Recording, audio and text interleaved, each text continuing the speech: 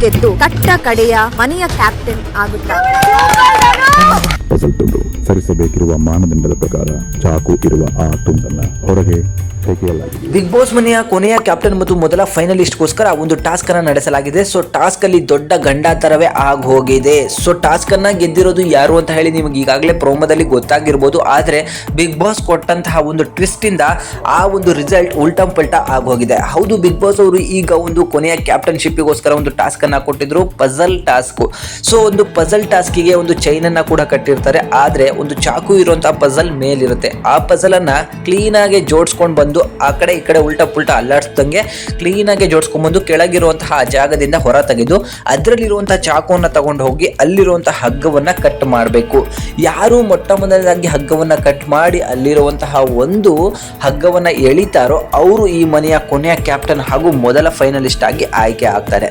ಪ್ರೋಮೋದ ಪ್ರಕಾರ ನೀವು ನೋಡೋಕೆ ಹೋದ್ರೆ ಅಲ್ಲಿ ಧನುಷ್ ಅವರು ಬೇಗ ಪಜಲ್ಗಳನ್ನ ಜೋಡಿಸಿ ಆ ಚಾಕು ಇರುವಂತಹ ಪಜಲ್ ಅನ್ನ ಕೆಳಗಡೆ ತೆಗೆದು ಅಲ್ಲಿರುವಂತಹ ಹಗ್ಗವನ್ನ ಕಟ್ ಮಾಡಿ ಆ ಒಂದು ಗೆರೆನ ಎಳಿತಾರೆ. ಸೊ ಅದರಲ್ಲಿ ಫೈನಲಿಸ್ಟ್ ಹಾಗೂ ಕ್ಯಾಪ್ಟನ್ ಅಂತಾನೂ ಕೂಡ ಬರ್ದಿರುತ್ತೆ. ಆದ್ರೆ ಇದಾದ ಮೇಲೆ ಬಿಗ್ ಬಾಸ್ ಅವ್ರದ್ದು ಒಂದು ಅನೌನ್ಸ್ಮೆಂಟ್ ಅನ್ನೋದು ಬರುತ್ತೆ. ಯಾಕಂತ ಹೇಳಿದ್ರೆ ಈ ಒಂದು ಟಾಸ್ಕ್ ಅಲ್ಲಿ ಉಸ್ತುವಾರಿ ವಹಿಸಿರುವಂತದ್ದು ನಮ್ಮ ಗಿಲ್ಲಿ ಅವರು. ಸೊ ಅಲ್ಲಿ ಒಂದು ನಿಯಮವನ್ನು ಹೇಳಿರ್ತಾರೆ, ಪಜಲ್ಗಳನ್ನು ಸರಿಸುವಂತಿಲ್ಲ, ಅದು ಯಾವ ರೀತಿ ಇರುತ್ತೋ ಅದೇ ರೀತಿ ಹೊರಗೆ ತೆಗಿಬೇಕು ಅಂತ ಹೇಳಿ.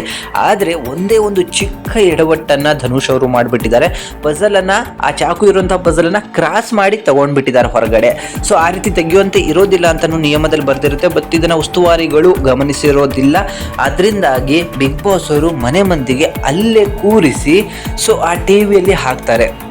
ಕೊಟ್ಟಂತಹ ಟಾಸ್ಕ್ ಅಲ್ಲಿ ಪಜಲ್ಗಳನ್ನ ಉಲ್ಟಂ ಪುಲ್ಟಂ ಮಾಡದೆ ತೆಗೆದಿದ್ದಾರಾ ನೋಡಿ ಈ ವಿಡಿಯೋ ಅಂತ ಹೇಳಿ ಆ ವಿಡಿಯೋನ ಹಾಕಿದಾಗ ಚಾಕು ಇರುವಂತಹ ಒಂದು ಪಜಲ್ ಅನ್ನ ಧನುಷ್ ಅವರು ಸ್ವಲ್ಪ ಕ್ರಾಸ್ ಮಾಡಿ ತೆಗೆದಿರೋದ್ರಿಂದ ಈ ಆಟವನ್ನ ರದ್ದು ಮಾಡಲಾಗಿದೆ ಅಂತಲೂ ಕೂಡ ಹೇಳಲಾಗಿದೆ. ಎಲ್ಲರೂ ಕೂಡ ಸಿಕ್ಕಾಪಟ್ಟೆ ಖುಷಿ ಆಗ್ಬಿಟ್ಟಿದ್ರು. ಧನು ಫೈನಲಿಸ್ಟ್ ಆದ, ಜೊತೆಗೆ ಕ್ಯಾಪ್ಟನ್ ಆದ ಅಂತ ಹೇಳಿ. ಅಶ್ವಿನಿ ಗೌಡ ಆಗ್ಲೇ ಇಲ್ಲ ಅಂತ ಹೇಳಿ ತುಂಬಾ ಜನಕ್ಕೆ ಖುಷಿ ಆಗಿತ್ತು. ಬಟ್ ಕೊನೆಯಲ್ಲಿ ಒಂದು ಟ್ವಿಸ್ಟ್ ಬಿದ್ದು ಹೋಗಿದೆ. ಸೊ ಈ ವಾರದ ಟಾಸ್ಕ್ ಅಲ್ಲಿ ಈಗ ಧನುಷ್ ಅವರು ಕ್ಯಾಪ್ಟನ್ ಆಗಿದ್ದಾರೋ ಅಥವಾ ಈ ಆಟವನ್ನ ರದ್ದು ಮಾಡಿ ಅಶ್ವಿನಿ ಅವ್ರನ್ನ ಕ್ಯಾಪ್ಟನ್ ಅಂತ ಘೋಷಣೆ ಮಾಡಿದ್ದಾರೋ ಖಂಡಿತ ಗೊತ್ತಿಲ್ಲ. ನಾನು ಹೇಳೋ ಪ್ರಕಾರ ಎಲ್ಲ ಆಟವೂ ಕೂಡ ಚೆನ್ನಾಗಿ ಆಡ್ಕೊಂಡು ಬಂದರು ಧನುಷ್ ಅವರು. ಕೊನೆಗೆ ತೆಗಿಬೇಕಾದ್ರೆ ಸ್ವಲ್ಪ ಎಡವಟ್ಟಾಗಿದೆ. ಸೊ ಇದರಿಂದಾಗಿ ಅಶ್ವಿನಿ ಅವ್ರನ್ನ ವಿನ್ನರ್ ಅಂತ ಘೋಷಣೆ ಮಾಡೋದಕ್ಕಿಂತ ಮತ್ತೊಂದು ಆಟವನ್ನ ಕೊಟ್ಟು ಅದರಲ್ಲಿ ಯಾರು ವಿನ್ನರ್ ಆಗ್ತಾರೋ ಅವ್ರನ್ನ ವಿನ್ನರ್ ಮಾಡಬೇಕಾಗತ್ತೆ.